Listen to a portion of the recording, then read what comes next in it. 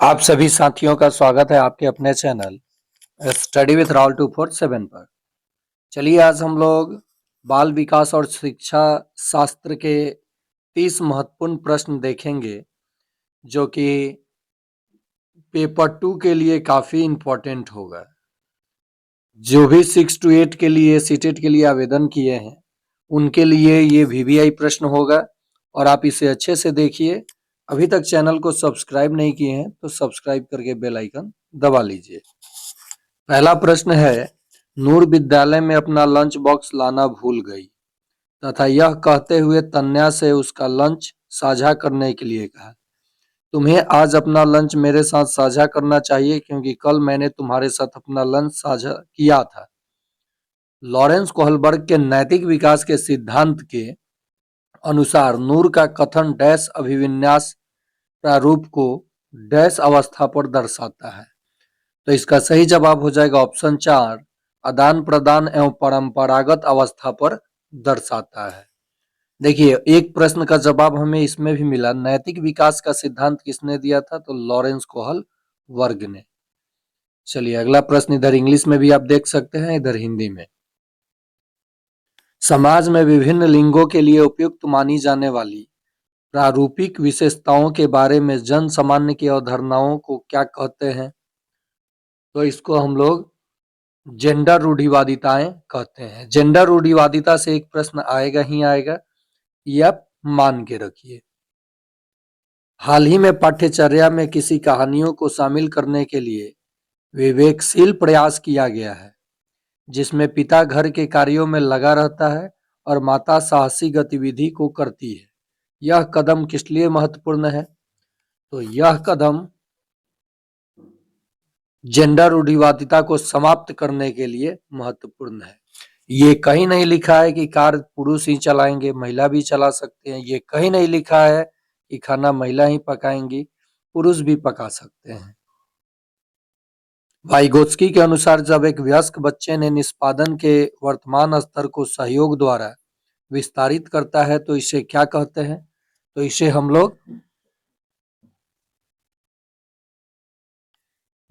लोग ढांचा यानी पार कहते हैं। चलिए अगला प्रश्न देखते हैं 5 नंबर। जीन पियाजे के संज्ञानात्मक विकास के सिद्धांत के अनुसार परिकल्पित निगमनात्मक तर्क किस अवधि में विकसित होता है? तो यह विकसित होता है अमूर्त संक्रियात्मक अवस्था में। जब भी आपको एग्जैक्ट उत्तर पता नहीं रहे तो लंबाई में बड़ा ऑप्शन देख करके आप बड़े ऑप्शन को चुनिए। 6 नंबर प्रश्न है, डैश के अनुसार बच्चों के चिंतन के बारे में सामाजिक प्रक्रियाओं तथा सांस्कृतिक संदर्भ के प्रभाव को समझना आवश्यक है। क्या आवश्यक है? तो लॉरेंस कोहलबर्ग के अनुसार बच्चों के चिंतन के बारे में सामाजिक, यहाँ पे थोड़ा सा हमको डाउट है। 6 नंबर का सामाजिक और सांस्कृतिक कह रहा है तो इसका सही जवाब होगा लेव वाइगोत्स्की। क्या हो जाएगा? लेव वाइगोत्स्की के अनुसार बिल्कुल परफेक्ट उत्तर होगा। पियाजे के संज्ञानात्मक विकास के सिद्धांत के निहितार्थ निकालते हुए एक ग्रेड 6 to 8 के शिक्षक को अपनी कक्षा में क्या करना चाहिए? तो एक शिक्षक को ऐसी समस्याएं प्रस्तुत करनी चाहिए जिसमें तर्क आधारित समाधान की आवश्यकता होती है, यानी तर्कशील समस्या का प्रस्तुत करनी चाहिए ताकि सभी बच्चे उसमें पार्टिसिपेट करें और उन्हें सीखने को मौका मिले। चलिए अगला प्रश्न देखते हैं। हावर्ड गार्डनर के बहुबुद्धि सिद्धांत के अनुसार तार्किक गणितीय बुद्धि वाले एक व्यक्ति की क्या विशेषता हो सकती है? तो पैटर्न को खोजने की एक तर्क की लंबी श्रृंखला को हल करने की क्षमता और संवेदनशीलता। ऑप्शन नंबर 4 बड़ा ऑप्शन सही ऑप्शन। देखिए 3 भी बड़ा ऑप्शन है लेकिन ये संवेदनशीलता, खोजने की, तर्क करने की, ये पॉजिटिव वर्ड हो जाता है। अगला देखते हैं। वह प्रक्रिया जिसके द्वारा बच्चे आदतों, कौशलों, मूल्यों एवं अभिप्रेरणा को विकसित करते हैं और जो उन्हें समाज का जिम्मेदार एवं क्रियाशील सदस्य बनाती है उसे क्या कहते हैं? तो उसे समाजीकरण कहते हैं। क्या कहते हैं? समाजीकरण। नेक्स्ट है, मानव विकास के संदर्भ में आनुवंशिकता तथा पर्यावरण की भूमिका के बारे में निम्नलिखित कथनों में से कौन सा सही है? तो 10 का सही जवाब हो जाएगा ऑप्शन नंबर 4। आनुवंशिकता एवं पर्यावरण दोनों एक जटिल पारस्परिक क्रिया के रूप में मानव विकास को प्रभावित करते हैं। चलिए नेक्स्ट है, एक प्रगतिशील कक्षा में। प्रगतिशील कक्षा हम किस कक्षा को कहेंगे? विद्यार्थी के द्वारा ज्ञान की संरचना की जाती है, ये प्रगतिशील कक्षा हो जाता है। सतत एवं समग्र मूल्यांकन में क्या शामिल है? तो सतत एवं समग्र मूल्यांकन में तो देखिए, अब मान लीजिए इसमें अब लंबाई में ये केवल संरचनात्मक निगेटिव वर्ड हो गया, केवल संकल्पनात्मक निगेटिव वर्ड हो गया, ना तो निगेटिव हो गया। और मान लीजिए निगेटिव पॉजिटिव आपको करने नहीं आ रहा है, तो देखिए सबसे बड़ा ऑप्शन कौन है? Option number 4।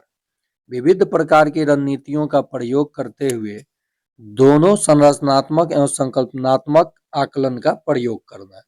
तो ये CDP अगर आप समझ गए तो अगर पेपर 1 हो या पेपर 2 हो, आपका काम बन जाएगा।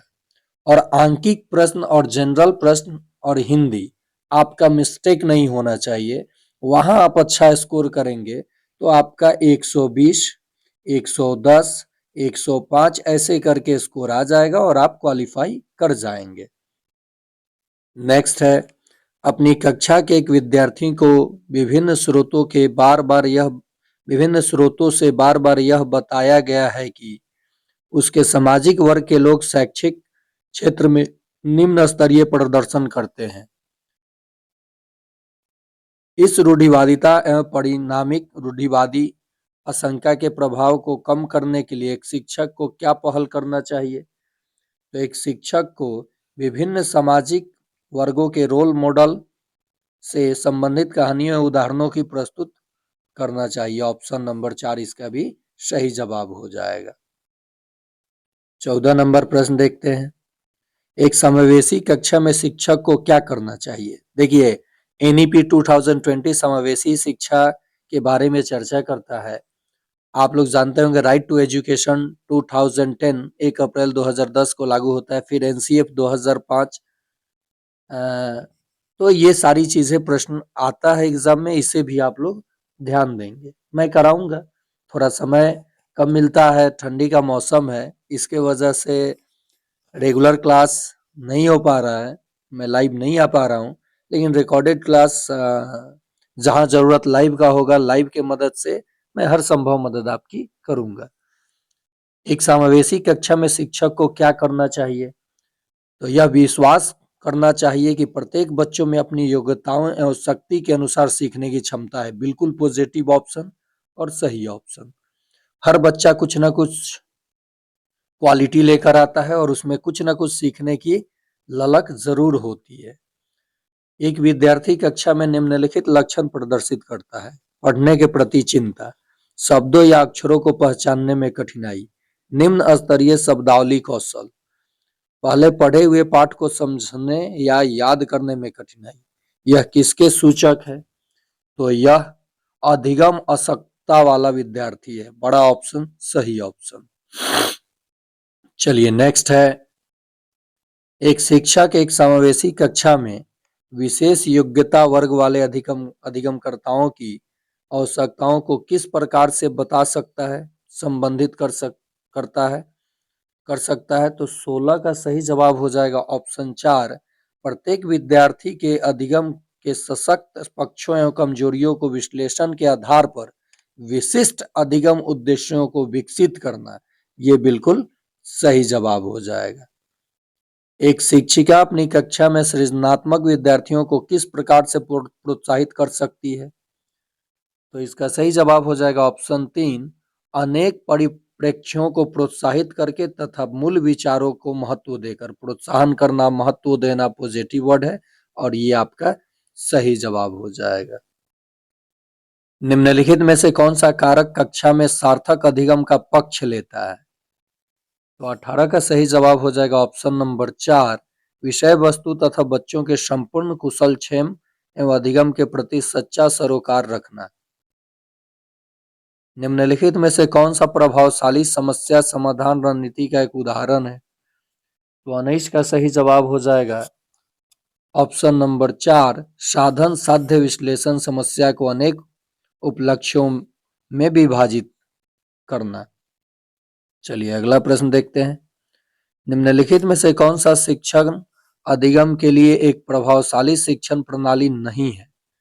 निगेटिव पूछा है, तो इसका भी सही जवाब हो जाएगा ऑप्शन नंबर 4, दिए गए ज्ञान को दोहराना। ये निगेटिव वर्ड होता है, तो ये बिल्कुल आपका सही हो जाएगा, क्योंकि निगेटिव पूछा है, निगेटिव हमें ढूंढना था।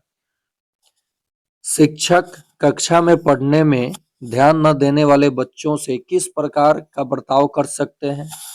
तो 21 का सही जवाब हो जाएगा ऑप्शन नंबर 3, उनसे बात करके तथा उनकी अरुचि का कारण जानने की कोशिश करके।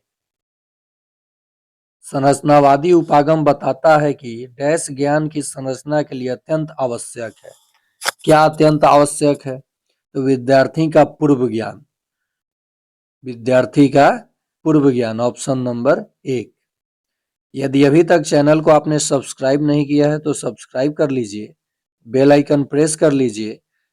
2011 से लेकर 2024 तक के अभी तक जितने प्रश्न पत्र है पेपर 1 और पेपर 2 मैं बिल्कुल करा रहा हूं, और पेपर 1 वाले साथी ये पेपर 2 का CDP अवश्य देखेंगे, क्योंकि यहां से भी उनमें प्रश्न डाल दिया जाता है। चलिए 23 नंबर प्रश्न है, बच्चे अनेक घटनाओं के बारे में सहजानुभूत सिद्धांत की संरचना करते हैं। इस पृष्ठभूमि में एक शिक्षक को क्या करना चाहिए? ऑप्शन 1, संवाद के द्वारा बच्चों की इन अवधारणाओं को चुनौती देनी चाहिए। बच्चों के इन विचारों को खारिज निगेटिव हो गया। बच्चों के विचारों सिद्धांतों का अनदेखा निगेटिव हो गया। बच्चों को इन विचारों के लिए डांटना निगेटिव हो गया। ऑप्शन हो जाएगा 1 बिल्कुल सही जवाब। संज्ञान एवं संवेग के बीच किस प्रकार का संबंध होता है? संज्ञान एवं संवेग के बीच किस प्रकार का संबंध होगा? तो द्विदिशीय दोनों के बीच एक गतिशील पारस्परिक क्रिया होती है। Option number 4। निम्नलिखित में से कौन से कारक अधिगम को प्रभावित करते हैं? तो 25 का सही जवाब हो जाएगा ऑप्शन 4, 1 2 3 4, 1 2 3 4 ये सभी अधिगम को प्रभावित करते हैं। विद्यार्थियों की अभिरुचि, विद्यार्थियों का सामवेगिक स्वास्थ्य, शिक्षा शास्त्रीय रणनीतियां, विद्यार्थियों का सामाजिक और सांस्कृतिक संदर्भ। नेक्स्ट है 26 नंबर, निम्नलिखित में से क्या ज्ञान के सार्थक संरचना की प्रक्रिया का एक महत्वपूर्ण पहलू है? तो 26 का सही जवाब हो जाएगा ऑप्शन नंबर 1, सामाजिक पारस्परिक क्रियाएं। अगला है 27 नंबर प्रश्न। 27 नंबर देखते हैं क्या कहता है। जब विद्यार्थी पुरस्कार पाने की इच्छा से बार बार किसी गतिविधि को करने का निर्णय लेते हैं जो कि प्रत्यक्ष रूप से उस गतिविधि से संबंधित नहीं है, ऐसी स्थिति में क्या संभावना उत्पन्न होती है? तो 27 का सही जवाब हो जाएगा अधिगम के प्रति भौतिकवादी अभिवृत्ति का विकास। Option number 1। चलिए नेक्स्ट है 28 नंबर, बाल्यावस्था की अवधारणा से क्या अभिप्राय है? तो बाल्यावस्था की अवधारणा से समकालीन सामाजिक संरचनावादी मनोवैज्ञानिकों के अनुसार यह एक सामाजिक संरचना है। अगला प्रश्न, सेकेंड लास्ट प्रश्न है। यदि आप वीडियो देख रहे हैं तो लाइक शेयर सब्सक्राइब जरूर करेंगे, इससे आपको काफी लाभ होने वाला है। निम्नलिखित में से कौन सी मध्य बाल्यावस्था की विशेषता है? तो इसका सही जवाब हो जाएगा ऑप्शन 3, बच्चे तार्किक एवं मूर्त रूप से सोचना प्रारंभ कर देते हैं। और आज का अंतिम प्रश्न, फैमिली एंड नेबरहुड आर, परिवार एक एवं पास पड़ोस, उसको आस पड़ोस भी हम लोग लोकल भाषा में बोलते हैं, बच्चों के समाजीकरण की क्या है? तो बच्चों की समाजीकरण की प्राथमिक एजेंसियां हैं। परिवार की जब भी बात की जाए, देखिए विद्यालय जो होता है द्वितीयक एजेंसी है, लेकिन समाज और परिवार ये प्राथमिक एजेंसियां है, प्राइमरी सोशलाइजिंग एजेंसीज। ये इसका सही जवाब हो जाएगा ऑप्शन नंबर 2। तो इन्हीं 30 प्रश्नों के साथ 2019 के प्रश्न पत्र को समाप्त करता हूं। 2000 2021 का भी करा चुका हूं, 2022 का भी, 23-24 का भी आप इस वीडियो के डिस्क्रिप्शन में देख सकते हैं। चलिए आज के लिए इतना ही, धन्यवाद।